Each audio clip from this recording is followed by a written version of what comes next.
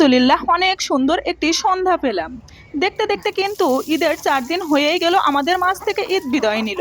1 মাস রোজার পরে যে 6 রোজা রাখতে হয়, আসুন আমরা সবাই প্রস্তুতি নিই এই 6 রোজা রাখার জন্য।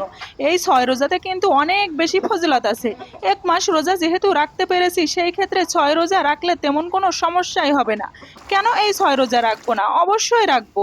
আর আজকের এই 6 রোজা সেহরি খাওয়ার জন্য আমি কিন্তু আমার পুঁইশাক গাছ থেকে কিছু কসমি ছেড়েছেন, সেই কসমিগুলোই আমি কেটে নিয়ে রান্না করব।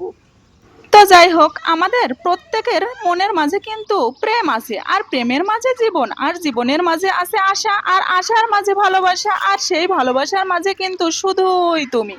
হৃদয়খানি আমার থাকবে খোলা চিরদিনই তরে, তুমি আমার থাকবে আপন বহুদিনও পরে। কেউ কখনো আঘাত দিলে আমায় এসে নিয়ে যাব তোমার আমি মিষ্টি হাসির দেশে। কাউকে কখনো বেশি দেখবেন না, খুব মনে পড়বে। কাউকে কষ্ট দেবেন না, পরে নিজেই কিন্তু কষ্ট পাবেন। আর কাউকে কাছে পেয়েও হারাবেন না, পরে কিন্তু তার জন্য সারা জীবন কাঁদতে হবে। আমার জীবনের কিন্তু সব থেকে সুন্দর মুহূর্ত যখন তোমার সাথে আমি কথা বলি। তাই সব সময় দোয়া করি ওই দূর প্রবাসী প্রিয় মানুষটির জন্য। তোমার সন্ধ্যাবেলাটা অনেক সুন্দর কাটুক আমার কথা ভেবে। সন্ধ্যাবেলার প্রত্যেকটি মুহূর্তে খুশি ও আনন্দের মধ্যে দিয়ে কাটুক, এই কামনাটাই সবার জন্য করি। নিজে ভালো থাকবেন এবং সবাইকে ভালো রাখবেন। আল্লাহ হাফেজ।